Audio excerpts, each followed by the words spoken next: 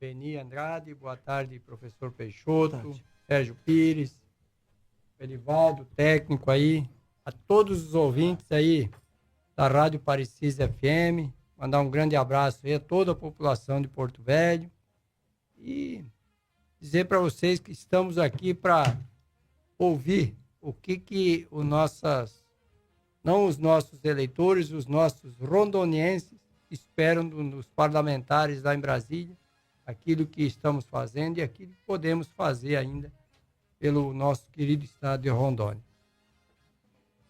Muito bem. Serginho Pires. Senador, tem vários assuntos, mas vamos começar com essa emenda que o senhor conseguiu colocar na bancada federal para a saúde, que é algo inédito. Eu queria que o senhor explicasse o que é isso e o que representa essa sua intervenção na bancada federal em relação à saúde. Sérgio, deixa eu te falar. Até então, as emendas de bancada, você sabe que os estados, as emendas de bancada são igual para os 27 estados da federação. Nós devemos uma vantagem perante o estado de São Paulo, que somos um estado que temos 8 deputados federal e 3 senadores igual aos demais estados. Então, nós dividimos por 11 parlamentares em torno de 500 milhões de reais. Então, nós temos um pouco mais de 500, porque temos aí 48 milhões por parlamentar. O que não existia antes era que esse valor não precisava exclusivamente ser colocado na saúde. Na saúde, eram as emendas individuais. Um senador ainda tem, fora dos 48 milhões, tem em torno de 67 milhões de emendas individuais. Esses 67 é que é obrigatório colocar 50% na saúde. Essa de bancada não precisava. E nós abrimos rúbrica, né, Giovanni? Nós abrimos uma rúbrica lá esse ano que você possa colocar também na questão da saúde, porque nós sabemos como é que está a questão caótica da saúde nossa e temos problemas nos 52 municípios do estado de Rondônia. Então, nós precisamos colocar um pouco mais de emenda parlamentar também na questão da saúde. Sabemos a situação de infraestrutura, na agricultura, na segurança, na educação, mas nós sabemos que a nossa população, Everton Leone, está envelhecendo. Eu vejo vocês tudo aqui, ó. Só eu que não estou ficando velho. Vocês tudo estão ficando velho aí, ó. E Rondônia vai ter, do jeito que está chegando... Nós acabei de dizer que nós somos da categoria subóbito. Aí ontem estava um pessoal no voo, até falou assim, feliz, porque quando tem agora, a gente entra naquela de prioridade, né? Eu falei, essa aqui é uma fila que ninguém queria estar aqui. Aí o cara falou, quem não chega, é aqueles de lá que tem que torcer para chegar aqui. Verdade. Mas todos os municípios de Rondônia poderão receber o recurso dessa emenda aí. E os 11 parlamentares podem colocar esse recurso em emenda para a saúde aí nos 52 municípios. Não é direcionado para um único município. Senador, eu estou vendo aqui que o senhor está preocupado também com a privatização da BR-364, especialmente com relação aos valores que pode chegar o pedágio ao longo da BR. E eu gostaria de saber por que essa sua preocupação, até onde o problema pode ser criado e se dá para evitar. Everton, isso aí eu já conversei com o ministro dos Transportes, Renan Filho, com o senador Confúcio Moura, e ele é presidente da Comissão de Infraestrutura lá no Senado, e eu tenho conversado com eles, e a grande preocupação disso aí, para você ter uma ideia, um automóvel vai gastar em torno de R$115, saindo de Vilhena para vir a Porto Velho. E a BR, ela não vai ser privatizada, nem é contemplado aqueles 10 km até o Trevo do Colorado. Ela vai partir dali a 435, né? Da onde que a estrada que entra para Colorado do Oeste, é ali a 435. Dali, no sentido vindo a Porto Velho, é que vai ser a privatização. O que a gente tem discutido com isso aí? Aí você pega um caminhão 9 eixos, é esse valor multiplicado por 9. Então, porque são 9 eixos, que vai pesar isso aí no transporte. Então, a BR-364, o que eu vinha dizendo para eles lá no governo federal, o Renan Filho, para todos, para os deputados, para os senadores, é que nós só temos uma única rodovia nesse estado, que depende para o noroeste do Mato Grosso, Rondônia, o Acre e o Amazonas. Hoje, se cair uma ponte, dependendo de onde cair na BR-364, isola 3 estados. Então, quer dizer, essa BR não poderia ser privatizada. E esse vai ser um peso, um custo muito caro para a sociedade, para o nosso povo de Rondônia. Apesar que vai para licitação e ainda assim estão falando que não vai ter ninguém, eles acham que não vai ter ninguém que vai aderir. Não vai ter ninguém que vai querer que entre dentro da privatização. Por quê? Porque eles acham que não vai. E outra coisa, a maior preocupação que tem dentro disso aí é a transversia da cidade. Aí a parte de perímetro urbano, de Pimenta Bueno, de Cacoal, a de Vilhena, que nem está sendo contemplado, vai ser contemplado uma outra etapa, e nós precisamos melhorar a transversia de Vilhena lá, a parte do perímetro urbano ali. Então, e outra coisa, e o pedágio já seria cobrado a partir do segundo ano. O senador. Eu só até para colocar aí, para reforçar suas palavras, um ouvinte nosso e amigo nosso, que é do DENIT, ele demonstrou uma enorme preocupação com relação a esse projeto. Ele acha que vai sair da realidade o valor dos pedágios, pelas experiências que ele está vendo em outros estados. E, além disso, Everton, teve uma discussão essa semana no Senado. Eu até aconselharia o senhor a ter uma conversa, chamar para conversar com o senhor, o doutor... O André? Emanuel Neri, engenheiro do DENIT. Eu tenho conversado com o André, mas o André é que está à frente. É que o André, é que o Emanuel, ele não ele é técnico, mas não é da chefia. A chefia representa, ele tem liberdade para pensar o que quiser pensar e analisar o que ele quer analisar e dizer o que ele quer dizer. Ele não está preso a ninguém, né? Eu acho que é uma pessoa independente para o senhor ouvir. Eu vou procurar ele, eu vou lhe dar o telefone dele. Isso, porque é uma grande preocupação nossa, o custo disso aí. E outra coisa,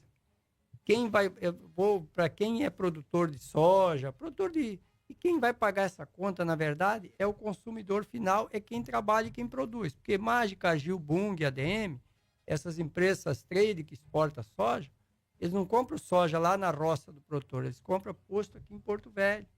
Essa despesa toda que vai onerar mais o custo do transporte, porque o caminhoneiro não tem como arcar com nada mais de custo de pedágio. Ele já não está mais nem conseguindo sobreviver pelos altos custos do preço do diesel, do preço de manutenção do caminhão, da parcela, taxa de juros. Hoje o caminhão está sendo praticamente uma operação quase que inviável. E nós sabemos que o futuro do Brasil, nós temos outras modalidades de transporte, outros modelos, nós temos que investir na ferrovia, não tem mais como o país, nessa extensão que nós temos, nós precisaríamos fazer, nem que vá para a iniciativa privada, mas tem que ser aí no mínimo de 8 a 10 mil quilômetros hoje de ferrovia pelo Brasil afora, nos próximos 15 anos, senão nós vamos estrangular o transporte no Brasil, a produção brasileira, ela vem crescendo ano a ano e nós temos essa grande dificuldade da escoação da safra brasileira e de tudo que é produzido. Senador, produtores que tiveram suas terras tituladas pelo INCRA nos anos 1980 estão correndo o risco de perder suas terras? O que está acontecendo? Deixa eu emendar a pergunta, senador. Com as 11 áreas de proteção que foram criadas no governo Confúcio Moura. Então, essa é uma grande preocupação.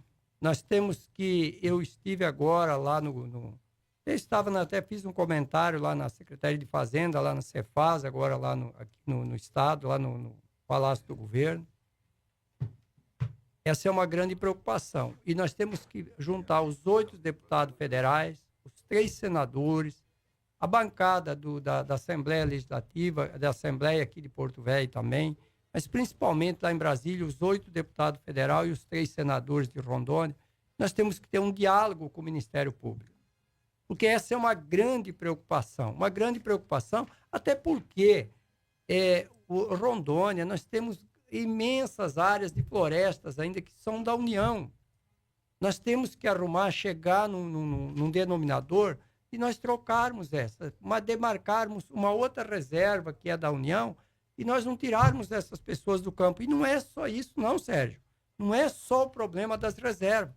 O grande problema também que nós temos essa desavença que está entre o Congresso Nacional e o Supremo Tribunal Federal dentro da questão do marco temporal. Que o marco temporal foi unânime praticamente na Câmara dos Deputados, no Senado, e chega no Supremo, o Supremo começa a legislar.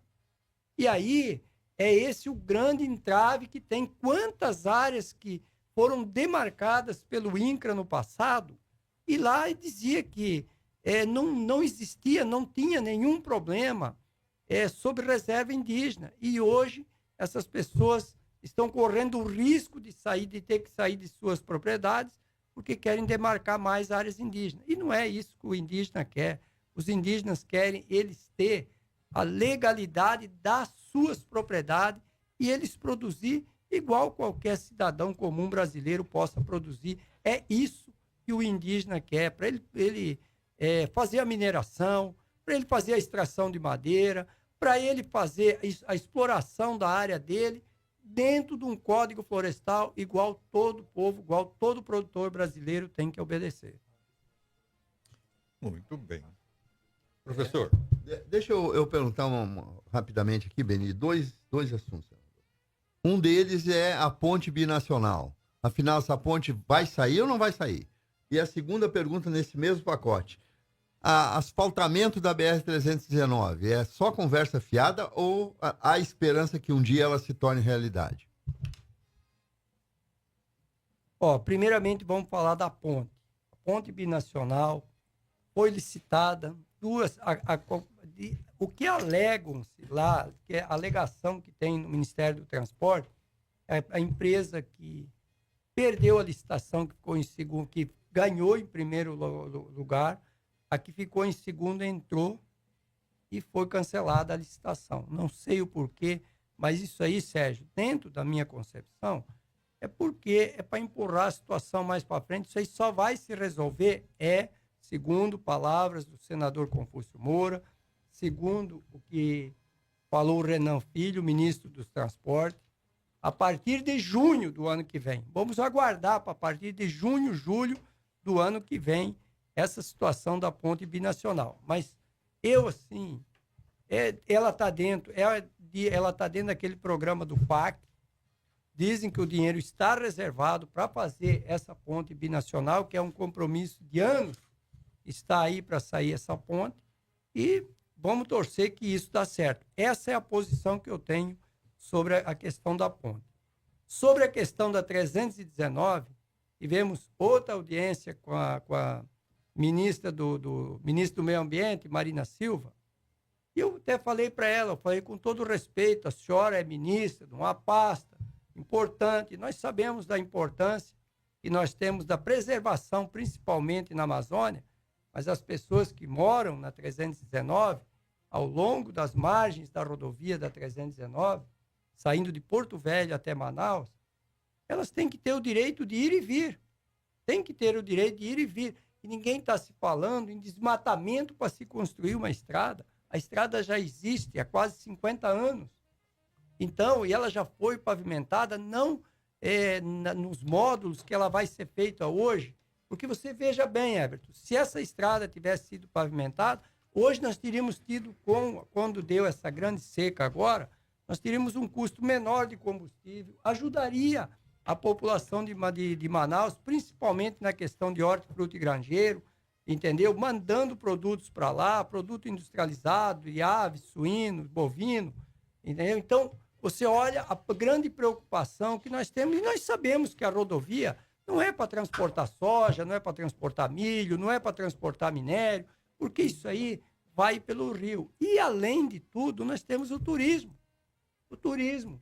E isso aí incentivar e muito. Mas nós temos lutando, segundo palavras do presidente da República, do nosso presidente Luiz Inácio Lula da Silva, que vai, juntamente com a bancada de Rondônia, pedindo, com a bancada do estado do Amazonas, de Roraima, que vai dar andamento nessa obra a partir do ano que vem. Senador, indo um pouquinho para a política, o ex-presidente Jair Bolsonaro, ele consegue reverter essa situação dele hoje de inelegibilidade? Olha, minha opinião, de 1 a 10, eu digo que 7 a 8, 7, ele já é candidato. Porque é inexplicável você dizer que você vai tirar, deixar inelegível uma pessoa que fez reunião com o embaixador. Você viu aqui aconteceu ontem, que a grande mídia aí publicou sobre uma casa, não sei se você acompanhou, sobre a reforma de uma casa. O homem foi lá, mostrou o Pix, quando, com qual o valor que comprou a casa. É uma coisa impressionante o que está se fazendo em cima, porque não é uma questão que ele esteja errado, é uma questão, talvez, de medo de ele voltar a ser presidente da República. Porque hoje não é só o estado de Rondônia que votaria em massa no Jair Messias Bolsonaro. Hoje é o Brasil.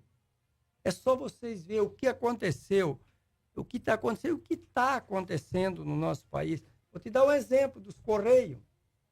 Correio dando lucro. Nos 4 anos deu lucro no governo Bolsonaro. Só esse ano vai dar um prejuízo de mais de 2 bi. Está sujeito até a entrar em insolvência, entendeu? Então, quer dizer, não é nós que temos fazendo, está aí o gráfico, está mostrando. Mas eu acredito muito, eu sou um homem, uma pessoa que eu acredito muito em Deus, não porque não é que eu não sou. Eu vi o que o Bolsonaro, ele prometeu para o povo brasileiro quando ele foi eleito em 2018, ele cumpriu. Agora, a situação dele, da inelegibilidade dele, é inexplicável isso aí. Eu acredito sim, vai mudar muita coisa.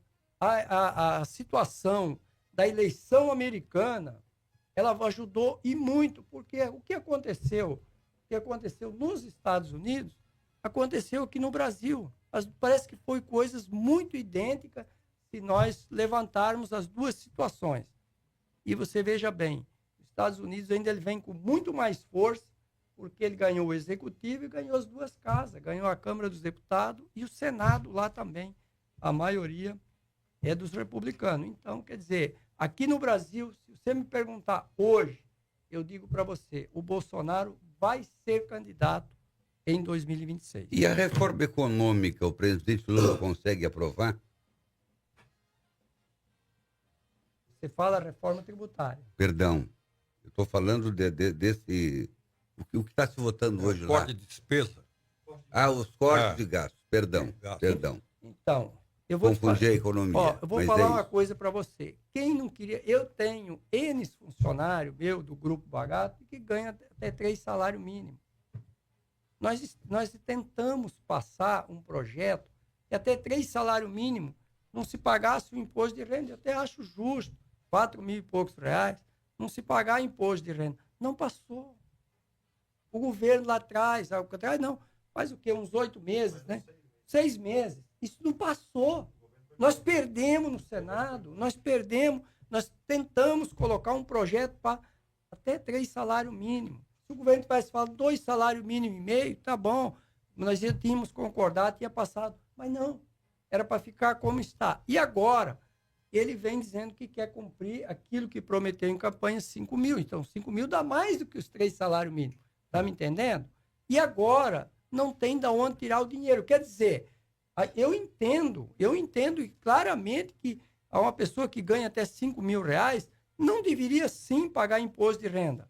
Mas isso só vai resolver a todas as pessoas que estão me ouvindo nesse momento se nós fizermos nesse país, os políticos desse país tiver coragem de fazer uma reforma administrativa. Porque sem uma reforma administrativa, os custos do poder público é muito vergonhoso. E não vou dizer aqui, eu sou parlamentar, sou senador da República. É vergonhoso o que é gastar, a gastança que nós temos nas câmaras de vereador, Assembleia Legislativa, Câmara Federal, Senado e grandes orçamentos que nós temos também dentro do Judiciário. Nós temos que considerar que nós precisamos fazer uma reforma administrativa. Eu sou empresário, eu não venho aqui falar como político. Agora, nós não podemos mais aumentar carga tributária para se fazer aquilo que o governo federal quer. Nós não podemos mais fazer isso.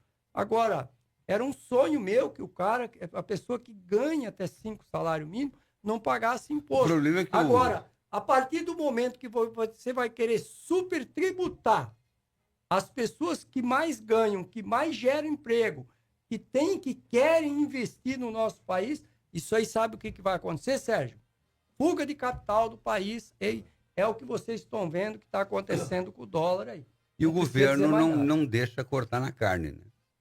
O governo não quer, mas não é. É uma questão que não é só o governo federal. É os poderes também que têm que entender. Perfeito. Nós não vai ter mais tempo.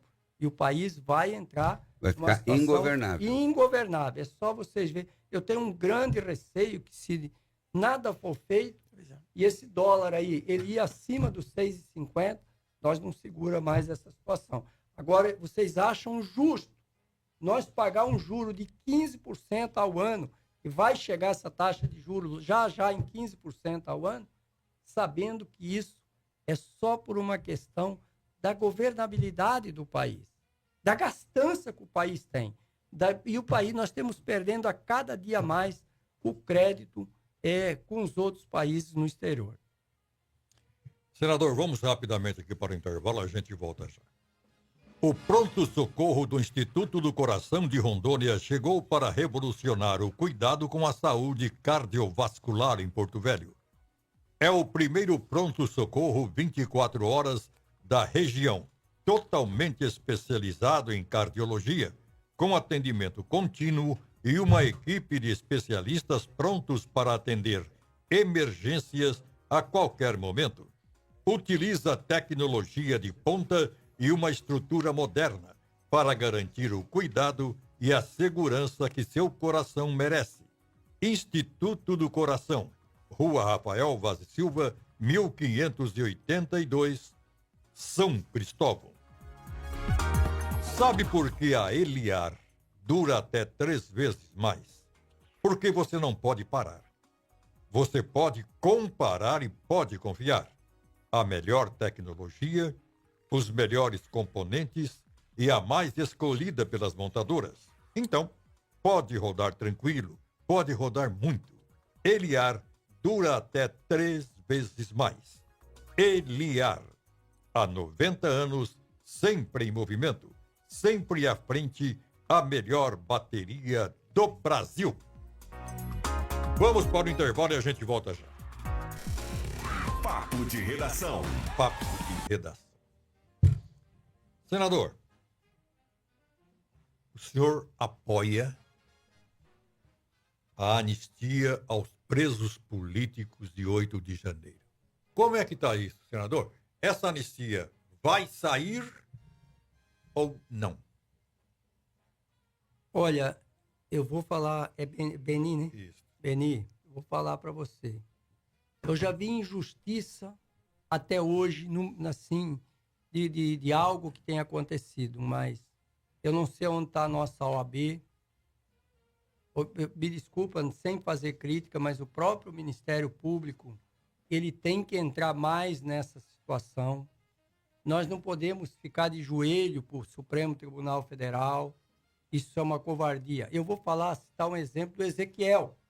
Não sei se vocês acompanharam quando o Bolsonaro veio. Ele tem 6 crianças. E tem o Marcos também. Os dois foram para Brasília. O Ezequiel tem 6 filhos, com a esposa dele. E o Marquinhos tem 3, né? Os 2 de Paraná. Eu vou lá, com o Ministério Público de Paraná, quero levar eles na casa dos 2, porque talvez o Ministério Público não se tocou para isso ainda. Eu tenho 100% de certeza que os dois não quebraram nada, até porque o Ezequiel, eu conheço ele de anos. Ele tem 4 caminhão boiadeiro. E vou dizer para vocês, o dia que os dois cumpriram 9 meses na Papuda, lá em Brasília. 9 meses que eu fui visitar eles lá. Eu nem sabia que eles estavam presos lá. Fui lá, visitei eles por 2 vezes lá. Estou tentando ajudar dentro do máximo possível. Aí, quer dizer, vieram para casa de tornozeleira e agora foram condenados a 14 e outra a 17 anos de cadeia. Aí eu digo para vocês o seguinte, os que roubaram e saquearam o país. Vou falar do José Dirceu. Está aí, até pode concorrer às eleições de 2026. E na minha opinião, não sei o que ele vai sair, Senado, o presidente da República, não sei. Mas, então, quer dizer, essas pessoas, todas foram anistiadas. Todos que roubaram o país foram anistiados. E, se duvidar, talvez daqui a pouco a União tenha que devolver dinheiro. Agora, essas pessoas não são terroristas. Só essa grande imprensa, que é um lixo, é que fala que são terroristas. Eu nunca vi terrorista. Terrorista anda com arma. Terrorista anda armado. Eles não tinham arma, não tinham nada. E essa situação dessas duas pessoas é que eu conheço. E quanto ela... Aí uma pessoa, aquela senhora que foi lá e escreveu, perdeu o mané. Como que uma pessoa escreve perdeu o mané e leva 14 anos de cadeia? Que país que nós estamos vivendo? Onde está o Ministério Público, meu Deus? O Ministério Público tem que se manifestar sobre isso. É injusto uma pessoa escreveu perdeu o mané e levar 14 anos de cadeia. E quem roubou está fora. Quem roubou não precisa devolver o dinheiro para as pessoas, para o povo brasileiro. Olha a situação do JBS da Odebrecht. Fizeram um acordo de leniência ao JBS para devolver 10 bi. Eles alegaram, os proprietários da JBS, que foi dentro da corrupção. Olha o que o ministro Barroso fez. Parou os pagamentos, não precisa mais. Então, meu Deus, é 2 pesos e 2 medidas. Eu não estou falando aqui de questão partidária, não. De partido A, partido B, partido C. Mas nós não podemos ter 2 pesos e 2 medidas nessa situação.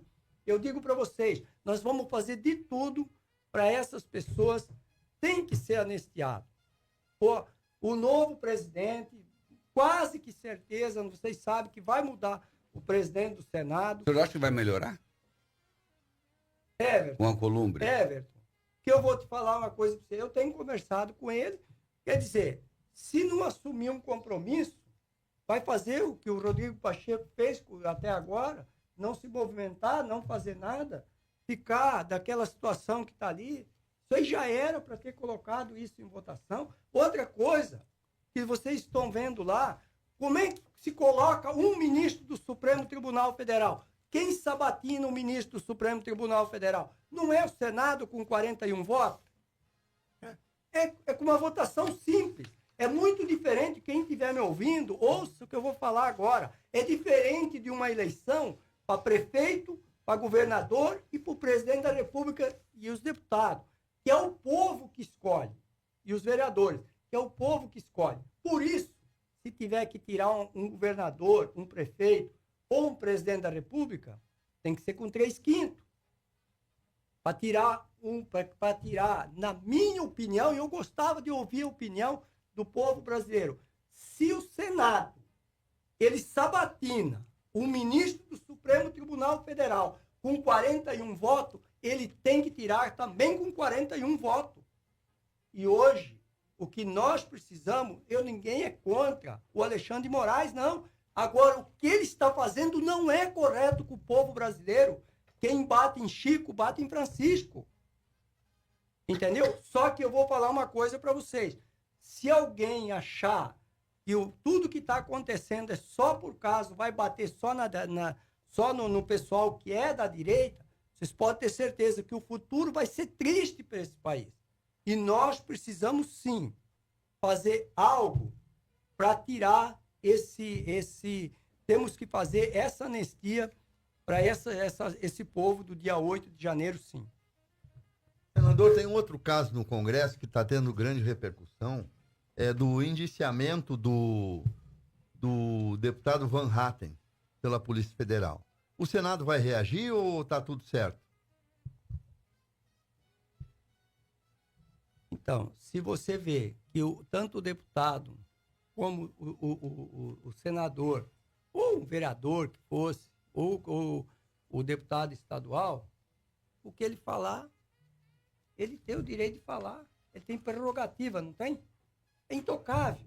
Agora, Everton, se você for um parlamentar e você não puder falar, o que vai acontecer? Quem que vai defender? Se o povo, se fizer algo, vai preso. Se agora a justiça mandar prender, daqui a pouco vai prender qualquer, por exemplo, se eu chegar lá e falar algo na tribuna, eu não vou me calar. Não vou me calar em hipótese nenhuma. Por quê? Porque eu tenho que falar aquilo que o povo está sentindo, aquilo que o povo quer que realmente aconteça. Agora, se eu tenho prerrogativa na condição de senador, aquilo ali, Sérgio, sabe o que falta? Presidente na Câmara dos Deputados e presidente no Senado, como se diz no linguajar, daquele linguajar que nós falamos. Homem de verdade, para ele poder assumir e dizer aqui quem manda somos nós. É o famoso agora, saco roxo. Né? Exatamente. Professor Peixoto, por favor. Bom, Ele fala? eu falo, quando deixa eu falo. Agora, quando eu vou falar de mim bem, hoje eu vou falar mais. Estou com dor de dente hoje, estou muito fim de conversa, não. Bom, é o seguinte, senador, o senhor foi eleito vice-presidente da Frente Parlamentar de Agropecuária. A agropecuária é, sabidamente, uma das maiores fontes de bem-estar econômico do país. O que o senhor acha que pode ser feito qual o seu papel em relação a essa frente para fomentar o agronegócio, a agropecuária no país? Olha, deixa eu te falar, eu já sou vice-presidente na comissão da agricultura lá no Senado. Agora, lá na FPA, são 2 vices que tem. A Tereza Cristina, que vocês sabem, foi ministra, e eu. Fomos eleitos agora para os próximos 2 anos. O Lupion é o presidente da FPA, da Câmara dos Deputados. É uma bancada muito forte que a FPA tem, e pela primeira vez, não é porque o senador Jair Bagado está lá, não. Mas não estou querendo me congloriar em nada. É pela primeira vez que tem um maior empenho dos senadores. Entendeu? Está eu, está a Tereza, está o Zequinha Marinho, e nós estamos envolvendo bastante dos senadores, porque aquilo que você falou é a mola mestre desse país. E nós temos problemas no Brasil todo. Nós temos problema em todas as áreas, nós temos problema dentro do setor produtivo. Principalmente nessa questão do marco temporal. Pois não. Principalmente nessa questão, quando nós falamos aqui em Rondônia, dos embargos. Principalmente na questão de não obedecer. Agora você diga para mim ao ponto que nós chegamos, quando se declarou a moratória da soja, é que as pessoas não se tocaram. Se você tiver uma propriedade hoje de 1.000 hectares e você derrubou depois de 2008 os 20% dentro da legalidade, com projeto, tudo certinho, você não vai ter direito de vender nem boi, nem soja e nem nada daqui a pouco. Então é o maior absurdo que nós temos. Então, o que é a nossa defesa dentro da FPA? Nós temos que defender o setor produtivo e nós precisamos ter um carinho e um olhar para o nosso pequeno produtor rural, que representa mais de 70% da economia do Brasil. Que vem desde o hortifruti granjeiro, fruticultura, tudo. Depois eu até vou falar sobre um projeto que nós temos aqui, do PL, inclusive, o PL 715, eu já vou entrar nele, do PL, onde a autoria vai ser minha, a autoria do deputado Zé Vitor, e eu vou ser o relator. Sim. Vai ser na semana que vem. Para você, quem estiver me ouvindo, só para entender, isso é dos empregos safristas. Olha que ponto que nós chegamos, Heber. Olha o ponto que nós chegamos no país. Nós não temos mais a mão de obra. E não tem quem tem essa mão de obra que tem. é na colheita da uva no Rio Grande do Sul, é da maçã em Santa Catarina, é da laranja em São Paulo, é do café aqui em Rondônia, no Espírito Santo, Minas Gerais, na Bahia, questão do melão, de tudo que é produzido de fruticultura. Eu estou com o projeto é do Zé Vitor, mas eu vou ser relator. O que nós vamos fazer com esse projeto? Nós vamos trazer a pessoa do Bolsa Família, vamos registrar as pessoas que precisarem desses empregos. Sérgio, ele vai continuar recebendo o Bolsa Família por um período temporário, porque não se tem mais as pessoas. Aí, se esse projeto não passar, aí me desculpe, esquerda, centro, direita, me desculpe, porque daí acabou tudo. Porque você vai tirar, essa pessoa vai vir com um emprego dentro da legalidade. Entendeu? Porque hoje nós não conseguimos mais as pessoas para trabalhar. Todo mundo só quer ficar E digo mais, não preciso dizer mais. Nós temos 56 milhões de pessoas dependendo do Bolsa Família, um pouco mais de 20 milhões de famílias. Então nós temos que resolver esse problema. O governo, pelo menos eu tenho conversado com o governo, com o pessoal do PT, com o pessoal do MDB, que são mais radical, com o pessoal deles, e eles estão entendendo agora que essas pessoas vão vir para a legalidade, mesmo que for por um emprego temporário. E, quem sabe, essas pessoas continuem e vejam que é muito importante receber um salário digno, ter 13º, ter férias, ter fundo de garantia. Então, é isso que eu falo assim, a gente está lá, vê as dificuldades, por isso que eu estou me empenhando, fui para a FPA também, e preciso defender, e o nosso estado de Rondônia precisa muito, não é só do senador Jaime Bagato, de mais senadores, mais deputados que se empenhem dentro do setor produtivo. Obrigado. Nós vamos para um recadinho aqui e a gente volta já. Usar boné ou chapéu não irá resolver seu problema com as entradas e falhas no cabelo. Calvície é um problema que assombra muitos homens desde cedo, começando pelas entradas e depois aumentando as falhas no cabelo. A notícia boa é que tem como reverter esta situação com o transplante capilar aqui mesmo em Porto Velho. O Dr. Paulo José é referência em transplante capilar em Rondônia. É um dos pioneiros na técnica FUE, um procedimento de alta precisão que transplanta fio por fio para você voltar a ter a confiança em seus cabelos de volta. Agende sua consulta agora mesmo, pelo telefone ou WhatsApp 981 29 58 25 ou no endereço Rua Tenreiro Aranha, 2365, no centro. Conquiste sua confiança e os cabelos também com o Instituto Paulo José. Vamos para o intervalo, a gente volta já. Papo de Redação. Precisa FM. Voos atrasados? Cancelados? Governo? As férias Ô Sérgio, futuro só a Deus pertence, mas deixa eu falar para você, eu tenho 6 anos de mandato, nós temos conversando com o pessoal do PP, do PL, dos partidos de direita, dos partidos de centro, nós queremos tem que ter um candidato, que o PL, nesse momento, já conversei com o presidente Bolsonaro, tenho conversado com ele semana passada, e o PL, sim, nesse momento de hoje, nós vamos ter candidato, o PL terá candidato. Estou conversando com o Marco Rogério, ontem até viemos conversando sobre esse assunto de Brasília para cá, ele estava no mesmo voo comigo, e o PL vai ter candidato, sim. Nós temos que pensar no estado de Rondônia, no setor produtivo, nas pessoas de bem. Nós temos que colocar pessoas hoje na administração que queiram o bem do nosso estado, que queiram o bem da população do nosso povo de Rondônia e que não pensem em si próprio. Nós não podemos pensar mais.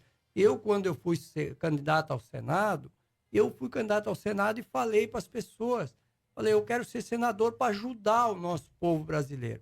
Sei que eu estou enfrentando grandes dificuldades, a gente tinha que fazer muito mais pelo nosso povo, mas aquilo que a gente está fazendo, Sérgio, eu trago as emendas parlamentares, eu não peço um cargo para nenhum prefeito, nada. Eu não peço nada, para mim eu não quero nada. Eu só quero dar uma retribuição para o estado de Rondônia, aquilo que Deus me abençoou, meu e a minha família, nesses 50 anos. Agora, nós vamos chegar aí daqui a pouco, 2026, você tá certo. Já falta daqui a pouquinho, menos de 2 anos, vai ter a nova eleição. Nós temos que ter candidato, sim. Nós temos que ter candidato, escolher pessoas que vá à frente desse governo do Estado com responsabilidade, igual tive hoje, conversando com o pessoal da Cefaz, uma grande preocupação que nós temos com a reforma tributária desse país. Nós não podemos deixar mais que aumente impostos para a população. Agora, você vê o que aconteceu. Não vou nada criticando. A gente tem eu quase nem tenho acesso ao governo aqui, o governo do Marco Rocha. A gente não tem, praticamente é zero que nós parlamentares temos de acesso. Mas estive hoje lá na Secretaria de Saúde, eu fui lá. Se eu sou governador desse estado, eu chamo os parlamentares para ajudar o estado. Eu tento me aproximar. Estou me aproximando, fui lá hoje na Secretaria, me coloquei à disposição. Fiz essa questão de abrir essa rúbrica aqui para ajudar o nosso estado de Rondônia. Agora, nós precisamos ter um governo que se empenhe para isso. Por isso, é um grande motivo que nós vamos ter candidato do PL em 2026. Ou do PP, numa composição, mas nós temos que ter pessoas que realmente queiram o bem desse estado de Rondônia. E não aumentar mais imposto, igual aconteceu, que aumentaram há 2 anos atrás. Não havia necessidade de ter aumentado mais carga tributária. Hoje está se sabendo, o Estado está arrecadando.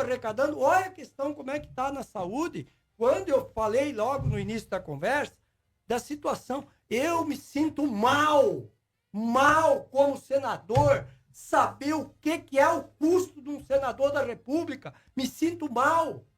Por quê? Porque a gente parece que fica de mão atada, não poder fazer nada. Por isso que nós precisamos fazer essa reforma administrativa. Eu tenho falado, vou falar de novo para o Alcolumbre, falou, se você fizer isso, você vai ser um cara que vai, qualquer lugar que você ir em qualquer estado do país, você vai ser um cara muito bem visto, mas tem que ter coragem para fazer as coisas.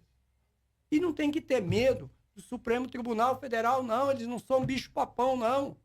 Eles não são bicho-papão, não. Eles têm que entender que nós precisamos, o parlamentar e o Senado tem poder para isso. Mas, respondendo a tua pergunta, o futuro só a Deus pertence. Agora, não é o meu interesse nesse momento de ser candidato a governador de estado, mas nós temos que lá na frente ver quem será o candidato do PL.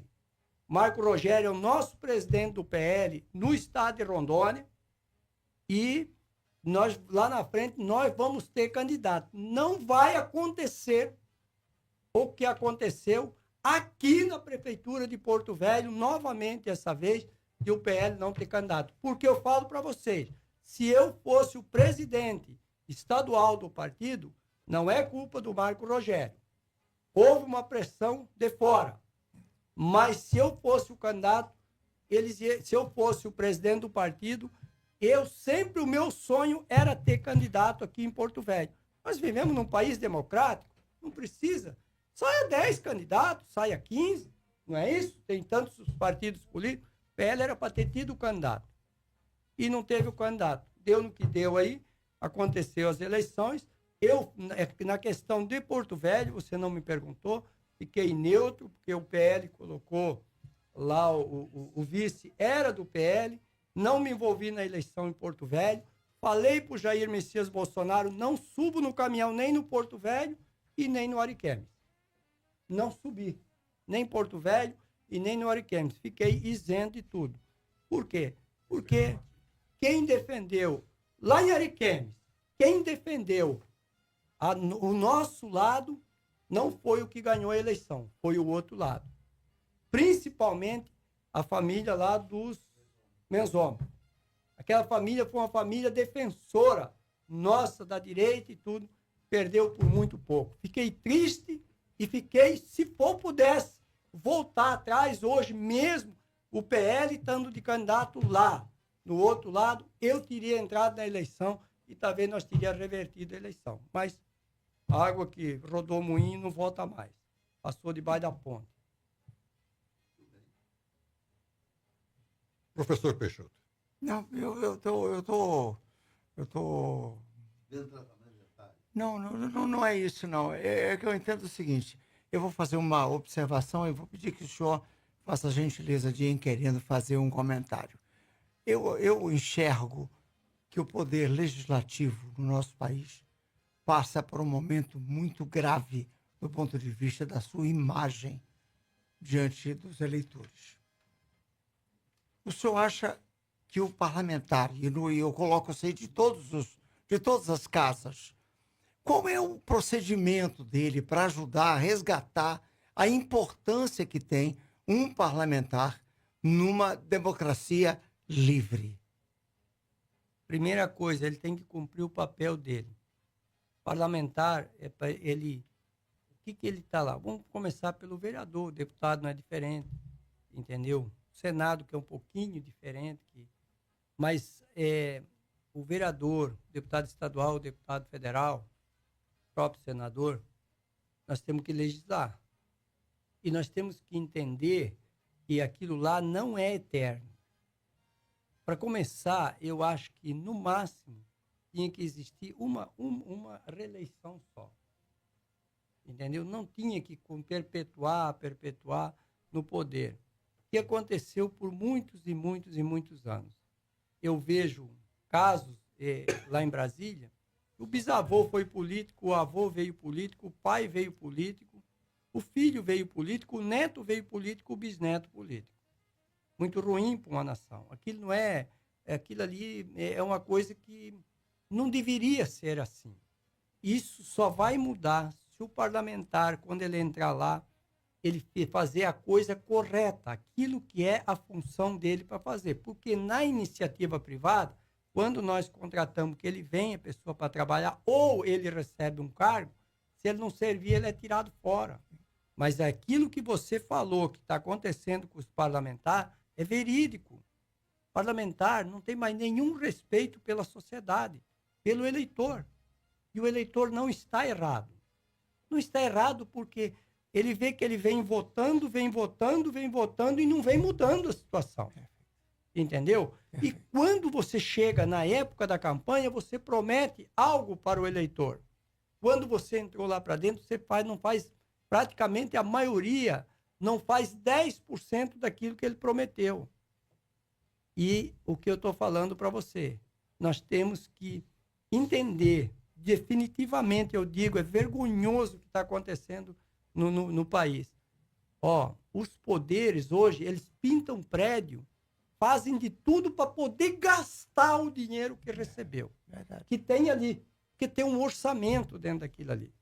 Eu pego o Senado, 6 bilhões e meio, 81 senadores, não vou nem fazer conta. Não precisa. Não precisa fazer conta. Não precisa fazer conta. 6 bilhões e meio, que dá para quase duplicar daqui Vilhena. Aí como é que a gente se sente? Nós vamos pagar para andar numa rodovia 6 bilhões e meio no orçamento daquilo. Então é muito triste isso que acontece no país. É isso que nós precisamos mudar. E o parlamentar, ele tem que entender que quem colocou ele lá, não foi ele que colocou, o povo colocou. O que eu acho que devia ter uma avaliação, uma votação simples. 2 anos. Aquele parlamentar está servindo, fora, não sai. Tinha que ter algo meio parecido com isso aí, porque eu vou falar, se não tiver responsabilidade de quem entrou lá, e vou falar cada vez que vai passar o eleitor. Eu sei que eu não era da política, eu chegava na campanha, quando eu ia pedir o voto, ele falava, não, depois que o senhor ganhar, o senhor vira igual aos outros lá e não vai servir para nada também. Eu já não voto mais para ninguém. E tá isso. É só vocês verem o que deu de abstenção aqui em Porto Velho, voto nulo e voto branco. Por aí você tira uma noção. Obrigado. Sobre isso, já falou o nome das pessoas que estão aí acompanhando Não, o Everton, senador? isso aí é sua função. O senhor é o responsável por Bem isso. feito pra tu. Bem Toma feito ali. pra tu. Toma Bem ali. feito. Vai mexer com coisa aí, ó, pá! Pum! O negócio ali. Passou o dente? Não, tô falando, passou. Mas depois dessa, meu filho, até os dentes caíram. Não Houve é brincadeira, um não, meu irmão. equívoco. É difícil. Abraço. Por favor, Everton. Senador, por favor, eu vou pedir para o senhor apresentar as pessoas que lhe acompanham aqui, já que ninguém lhe dá bola para Tá nem aí, rapaz, é difícil. Vamos lá. Jornalista Pedro Bentes. Muito bem. A esposa, dona Sandra. O Fábio Camilo. Ah, E o garoto. senhor Giovanni, assessor também do senador. Giovanni Dantas. Muito bem. Parabéns, Everton.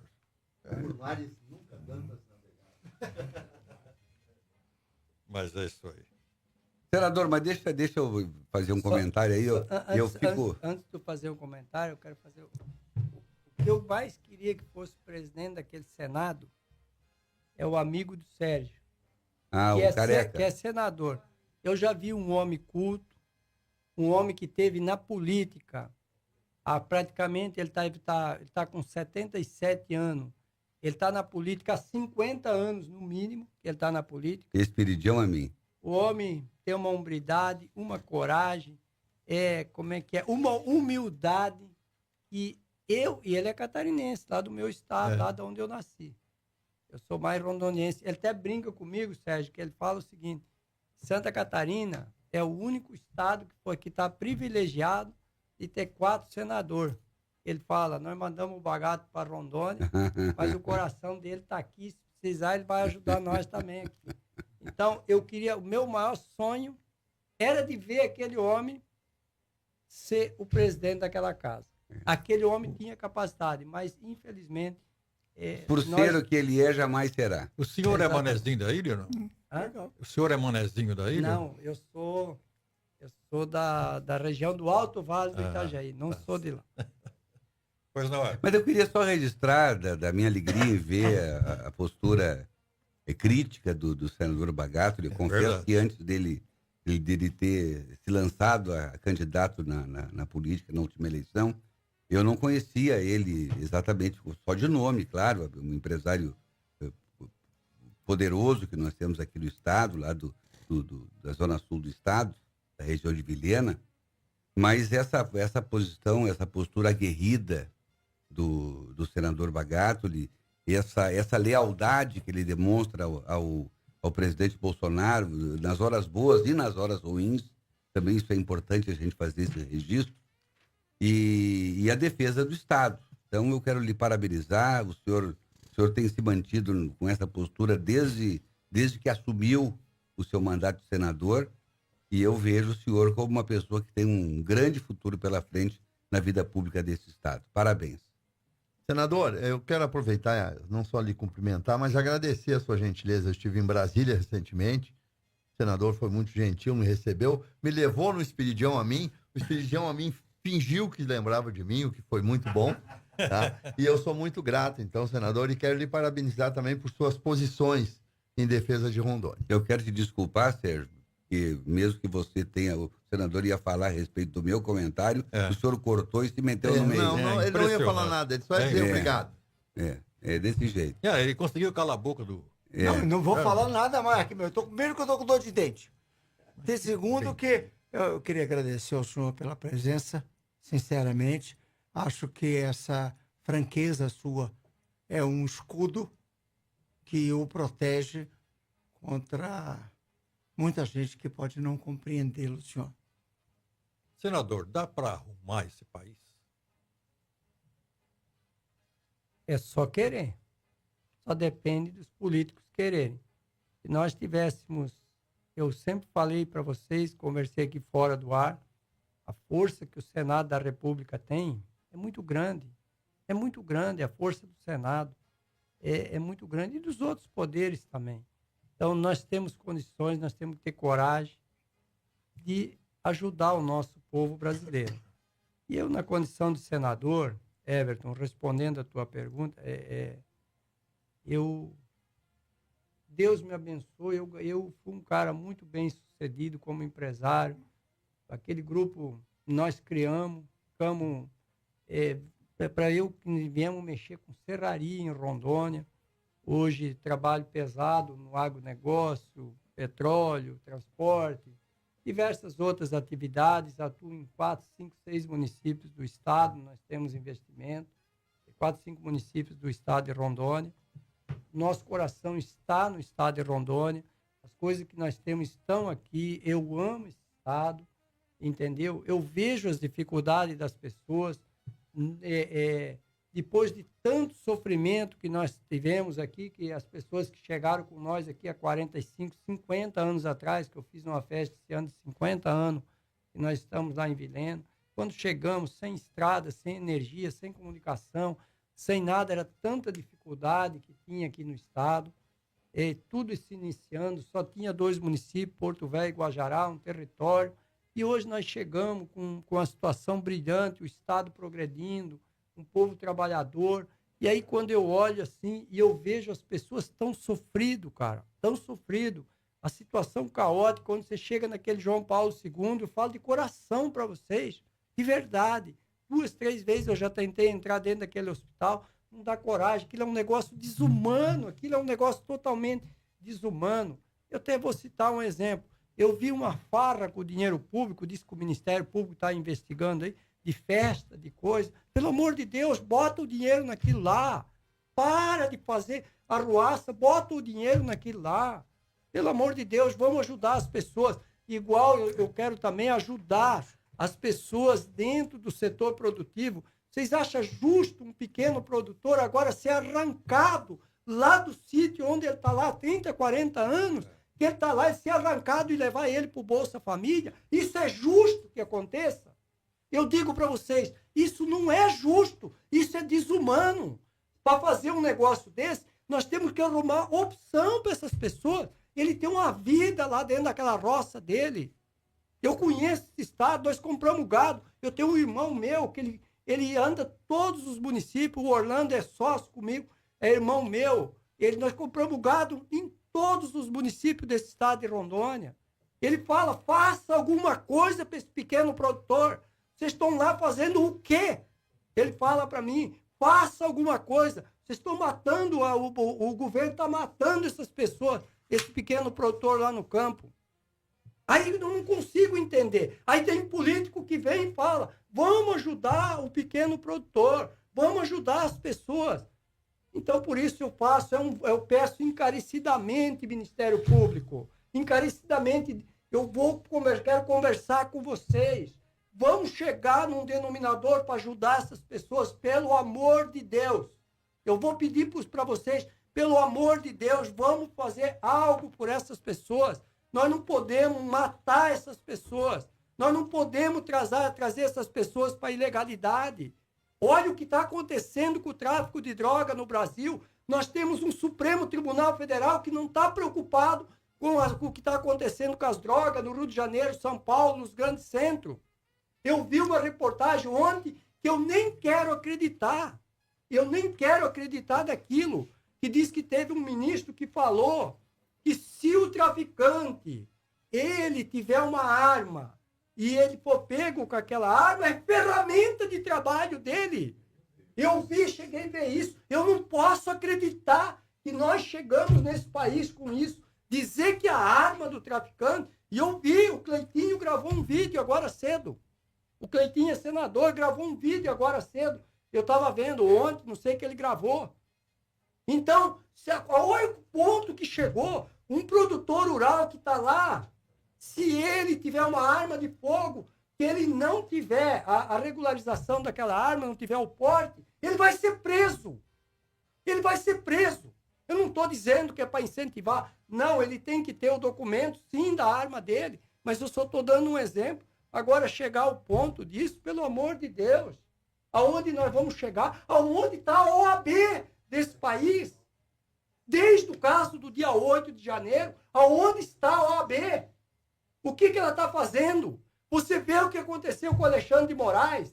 Ele é o atacado, ele julga, ele é promotor, não tem primeira instância, não tem segunda, não tem nada, só vale a dele. E você não vê ninguém se pronunciando sobre isso. Do Alexandre de Moraes.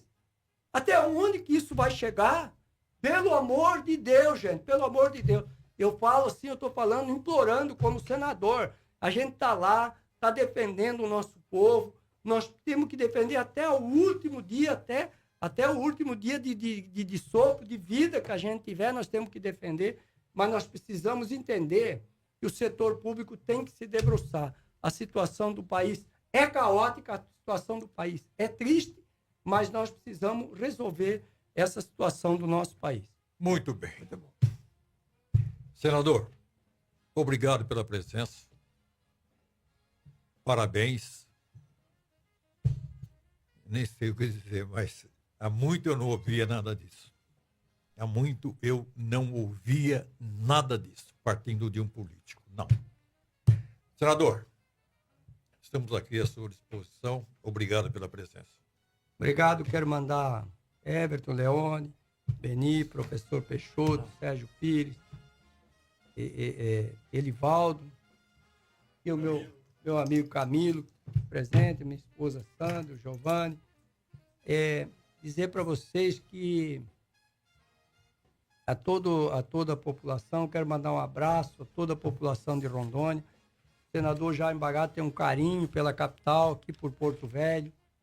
Léo Moraes hoje é o novo prefeito. Léo Moraes já esteve lá comigo. Vou fazer um compromisso com ele de ajudar naquilo que for pretende, para que eu puder fazer, alcançar na saúde, com emendas parlamentares. Eu quero ajudar aqui a capital. O prefeito de Porto Velho pode contar comigo, igual todos os prefeitos de todas as cidades contam com o senador Jaime Bagato, independente de sigla partidária, independente se é de centro, é de direita, é de esquerda. O povo não quer saber disso. Nós temos que ajudar o nosso povo. Por isso, eu na condição de senador, estou à disposição da capital e dos demais 51 municípios do nosso estado de Rondônia. Grande abraço a toda a população. Fiquem com Deus e não vamos desistir do Brasil nunca. Vamos lutar pelos nossos direitos. Deus, pátria, família e liberdade. Grande abraço a todos. Muito obrigado, deputado, senador. Everton. Obrigado. Serginho. Abraço, até amanhã na TV. E final de programa, hein? Rapaz. Ô, professor, tchau. Tchau, eu falei tchau já várias O vezes, mas vou falar dentinho, de novo. o dentinho, Benito. Tchau. O dentinho. Eu tô com o dente doente, tchau. Falou esquerdinha, não? Como É o mudinho. O mudinho. Ah? Bem, gente, um grande abraço. Obrigado pelo carinho da sua audiência. Vem aí o Tarde Mais Parecis. Um grande abraço. Amanhã, meio-dia, na TV. Tchau, gente.